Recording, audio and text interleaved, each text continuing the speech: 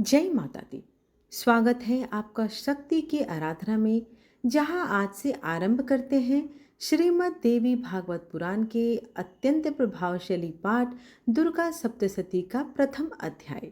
दुर्गा सप्तशती, जिसे चंडी पाठ भी कहा जाता है, माँ आदिशक्ति के तेज, उनकी विजय और भक्तों पर कृपा की गाथा है। यह पाठ न केवल आध्यात्मिक बल देता है, बल्कि शत्रु बाधा, भय, रोग और दरिद्रता से मुक्ति भी प्रदान करता है। आज हम शुरू करेंगे प्रथम अध्याय मधु कैटव वध, जिसमें ब्रह्मा जी की प्रार्थना पर माँ योग निद्रा प्रकट होकर दो राक्षसों मधु और कैटव का संहार करती हैं। यह अध्याय बताता है कि कैसे माता की करुणा और शक्ति एक साथ कार्य करती है, और जब जब अधर्म बढ़ता है, माँ स्वयं आकर धर्म की रक्षा करती है। तो आइए भक्ति भाव के साथ सुनते हैं दुर्गा सप्तशती का प्रथम अध्याय। पाठ से पहले माता रानी को स्मरण करें और मन, वाणी और आत्मा को पवित्र बनाएं।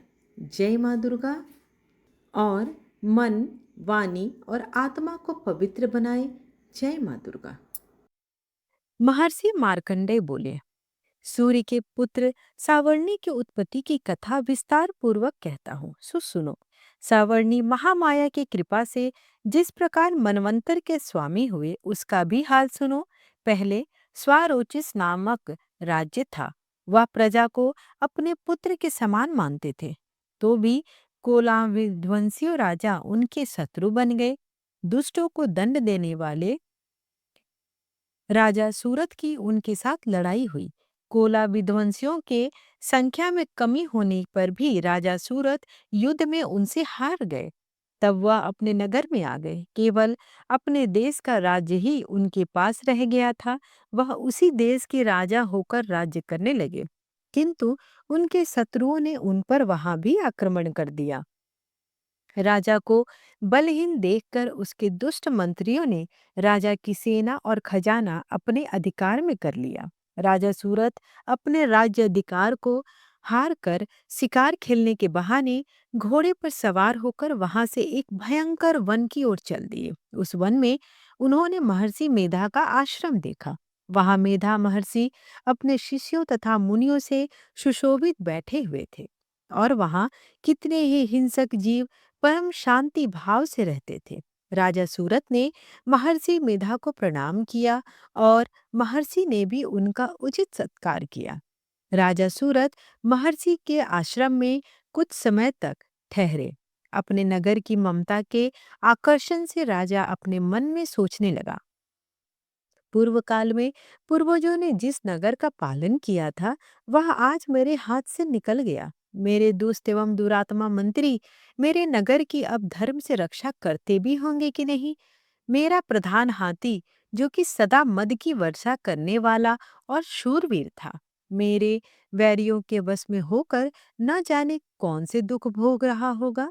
मेरे आज्ञाकारी नौकर भी मेरी कृपा से धन और भोजन पाने से सदैव सुखी रहते थे, और मेरे पीछे पीछे चलते भी थे।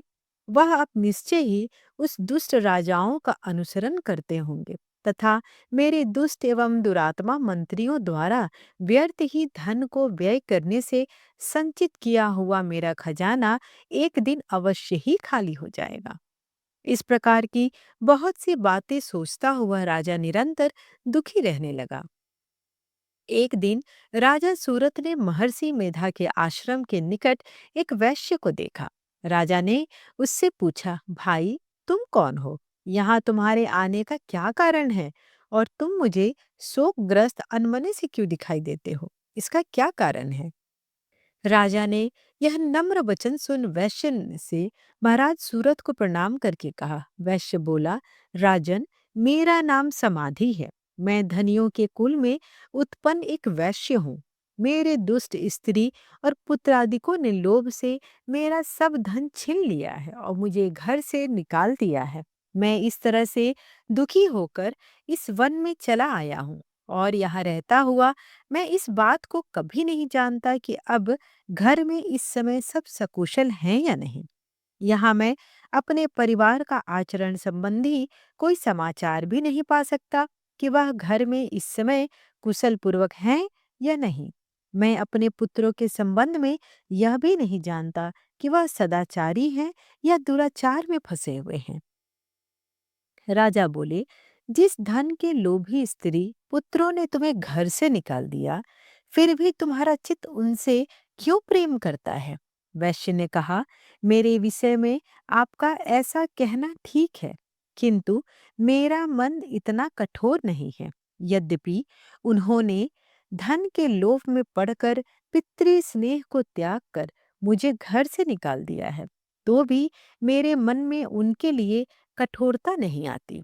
हे महामते, मेरा मन फिर भी उनमें क्यों फंस रहा है? इस बात को जानता हुआ भी मैं नहीं जान पा रहा। मेरा चित्त उनके लिए दुखी क्यों है? मैं उनके लिए लंबी लंबी सांसें ले रहा हूँ। उन लोगों में मेरा प्रेम नाम को भी नहीं है। फिर भी ऐसे निस्नेहियों के लिए मेरा हृदय कठोर क्यों नहीं होता? महर्षि मार्कंडे जी ने कहा, हे ब्राह्मण, इसके पश्चात महाराज सूरत और वह वैश्य दोनों महर्षि मेधा के समीप गए और उनके साथ यथा योग्य न्याय संभाषण करके दोनों ने वार्ता आरंभ की। राजा बोले, हे भगवन, मैं आपसे एक बात पूछना चाहता हूँ, सो आप कृपा करके मुझे बताइए। मेरा मन अधीन नहीं है, इससे मैं बहुत दुखी हूँ। राजा, धनादि की चिंता अभी तक मुझे बनी हुई है और मेरी यह ममता अज्ञानियों की तरह बढ़ती जा रही है। और यह समाधि नामक वैश्य भी अपने घर से अपमानित होकर आया है। स्वजनों द्वारा त्याग हुआ भी यह उनसे हार्दिक प्रेम रखता है। इस तरह हम दोनों ही दुखी हैं।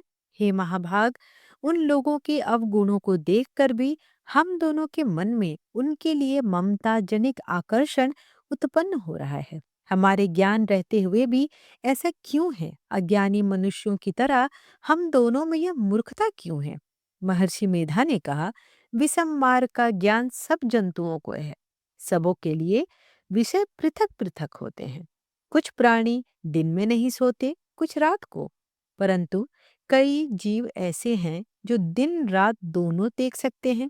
यह सत्य है कि मनुष्यों में ज्ञान प्रधान है, किंतु केवल मनुष्य ही ज्ञानी नहीं होता। पशु पक्षी आदि भी ज्ञान रखते हैं। जैसे यह पशु पक्षी ज्ञानी है, वैसे ही मनुष्यों का ज्ञान, और जो ज्ञान मनुष्यों में वैसे ही पशु पक्षियों में भी है। अन्य बातें भी दानों में एक ऐसी पाई जाती है। ज्ञान होने पर भी इन पक्षियों की ओर देखो कि अपने भूख से पीड़ित बच्चों की चोंच में कितने प्रेम से अन्न के दाने डालते हैं। हे राजन, ऐसा ही प्रेम मनुष्यों में अपनी संतान के प्रति भी पाया जाता है। लोभ के कारण अपने उपकार का बदला पाने के लिए मनुष्य पुत्रों की इच्छा करता है। इस प्रकार मोह के गड्ढे में गिरा जाता है। भगवान श्री हरि की जो माया है, उसी से यह संसार मोहित होता है। इसमें आश्चर्य की क्या बात है, क्योंकि वह भगवान विष्णु की योग निद्रा है। यह माया ही तो है जिसके कारण संसार मोह में जकड़ा हुआ है। यही महामाया भगवती देवी ज्ञानियों के चित्त को बलपूर्वक खींचकर मोह में डाल देती है और उसी के द्वारा संपूर्ण जगत की उत्पत्ति होती है। यही भगवती देवी प्रसन्न होकर मनुष्य को मुक्ति प्रदान करती है। यही संसार के बंधन का कारण है तथा संपूर्ण ईश्वरों की भी स्वामिनी है। महाराज सूरत ने पूछा, भगवन, वह देवी कौन है जिसको आप महामाया कहते हैं? हे ब्राह्मण, वह कैसे उत्पन्न हुई है और उसका कार्य क्या है? उसके चरित्र कौन कौन से हैं? प्रभु, उसका जैसा प्रभाव हो, जैसा स्वरूप हो, वह सभी कृपा कर मुझसे कहिए, मैं आपसे सुनना चाहता हूँ। महर्षि मेधा बोले, राजन, वह देवी तो नित्य स्वरूपा है। उसके द्वारा यह संसार रचा गया है। तब भी उसकी उत्पत्ति अनेक प्रकार से होती है। वह सब आप मुझसे सुनो। वह देवताओं का कार्य सिद्ध करने के लिए प्रकट होती है।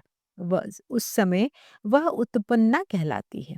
संसार को जलमय करके जब भगवान विष्णु योग निद्रा का आश्रय लेकर शेष सैया पर सो रहे थे, तब मधु और कैटव नामक दो असुर उनके कानों के मैल से प्रकट हुए और वह श्री ब्रह्मा जी को मारने के लिए तैयार हो गए। श्री ब्रह्मा जी ने जब उन दोनों को अपनी ओर आते देखा और यह भी देखा कि भगवान विष्णु योग निद्रा का आश्रय लेकर सो रहे हैं, तो वह उस समय श्री भगवान को जगाने के लिए उनके नेत्रों में निवास करने वाली योग निद्रा की स्तुति करने लगे। श्री ब्रह्मा जी ने कहा, हे देवी, तुम ही स्वाहा, तुम ही स्वधा और तुम ही वसतकार हो। स्वर भी तुम्हारा ही स्वरूप है। तुम ही जीवन देने वाली सुधा हो। नित्य अक्षर प्रणव में आकर उकार, मकार इन तीनों में माताओं के रूप में भी तुम ही स्थित हो। इनके अतिरिक्त जो बिंद पद अर्ध मात्रा है, जिसका कि विशेष रूप से उच्चारण नहीं किया जा सकता, हे देवी, वह भी तुम ही हो। हे देवी, संध्या, सावित्री तथा परम जननी तुम ही हो। तुम इस विश्व को धारण करने वाली हो। तुमने ही इस जगत की रचना की है और तुम ही इस जगत का पालन भी करती हो। तुम ही कल्प के अंत में सबको भक्षण भी करती हो। हे देवी, जगत की उत्पत्ति के समय तुम सृष्टि रूपा होती हो, पालन काल में स्थित रूपा और कल्प के अंत में संहार रूप धारण कर लेती हो। तुम ही महाविद्या, महामाया, महामेधा, महारात्रि, मोहरात्रि हो।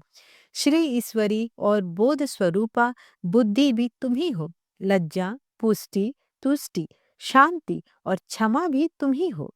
तुम खड्धारिणी, शूलधारिणी, घोर रूपा तथा गदा, शंख, चक्र, गदा और धनुष को धारण करने वाली भी हो। बाण, भुसुंडी और परिघ यह भी तुम्हारे ही अस्त्र हैं। तुम सौम्य और सौम्यतर हो। यही नहीं, बल्कि जितनी भी सौम्य तथा सुंदर वस्तुएं इस संसार में हैं, उन सब से बढ़कर सुंदर तुम हो। पर और अपर सबसे पर रहने वाली सुंदर तुम ही हो। हे सर्वस्वरूपे देवी, जो भी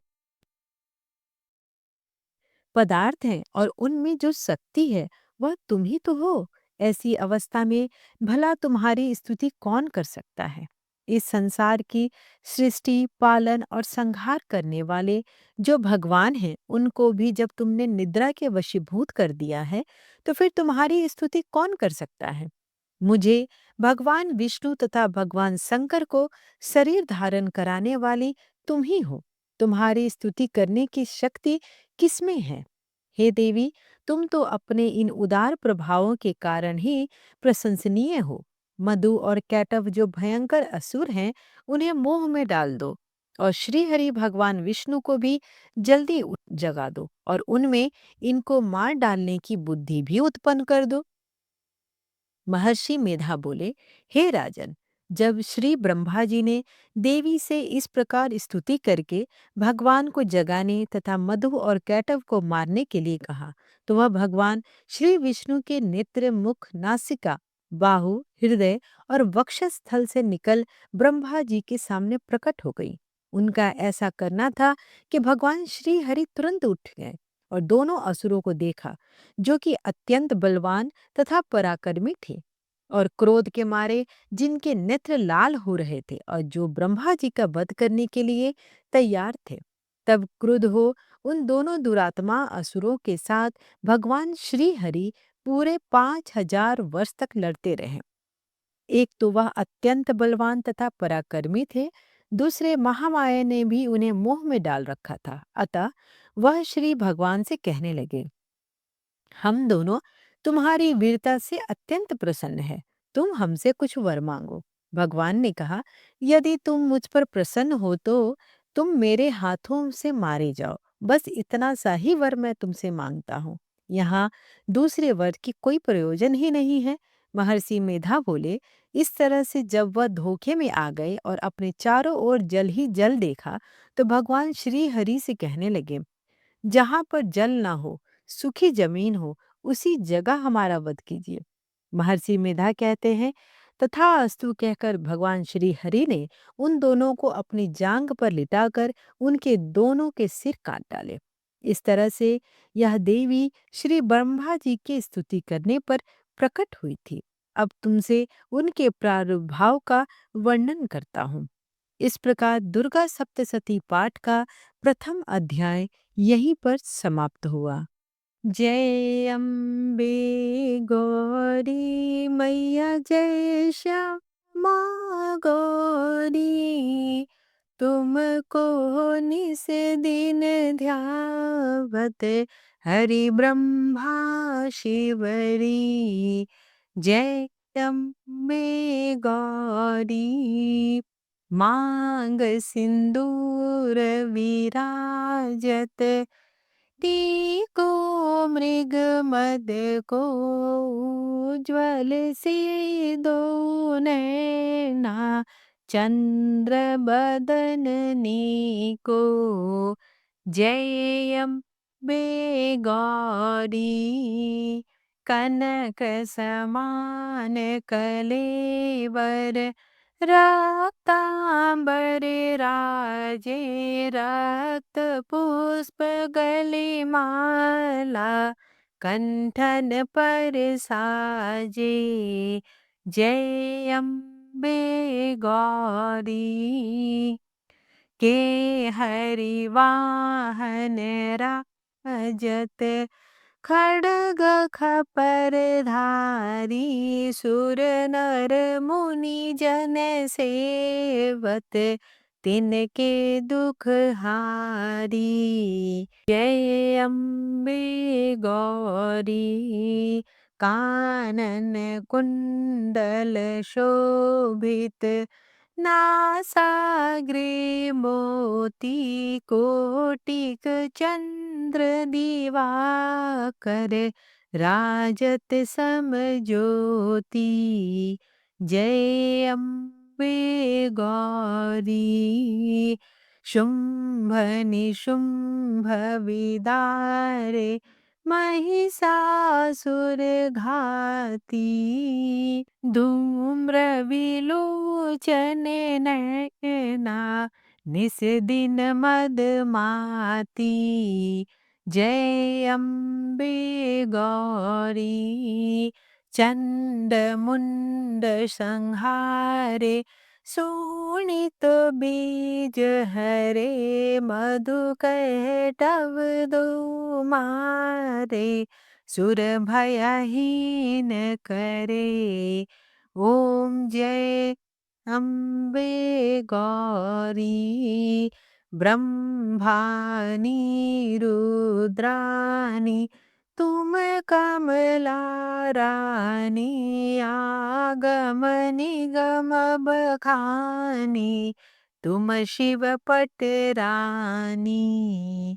64 योगिनी गावत, नृत्य करत भैरव, बाजत ताल मृदंगा, अरु बाजत डमरू।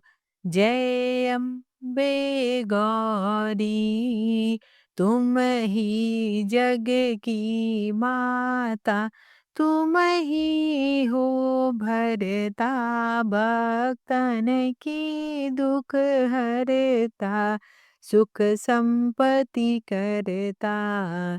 जय अम्बे गौरी, भुजाचार अति शोभित, वर मुद्राधारी, मन वांछित फल पावत, सेवत नर नारी। जय अम्बे गौरी, कंचन थाल विराजत, अगर कपूर बाती, श्रीमाल के तुमे राजत, कोटि रतन ज्योति। जय अम्बे गौरी मैया जय श्यामा गौरी, श्री अम्बे जी की आरती जो कोई नर गावे, कहत शिवानंद स्वामी, सुख संपत्ति पावे। जय अम्बे गौरी मैया, जय श्यामा गौरी। त्वमेव माता च पिता त्वमेव, त्वमेव बन्धु च सखा त्वमेव, त्वमेव विद्या द्रविडं त्वमेव, त्वमेव सर्वं मम देव देव। आरतीम समर्पयामि दुर्गा देव्यै नमो नमः। आशा करती हूँ कि आज की कथा आपको अच्छी लगी हो। वीडियो पसंद आए तो चैनल को लाइक शेयर एंड सब्सक्राइब करना बिल्कुल ना भूलें। धन्यवाद।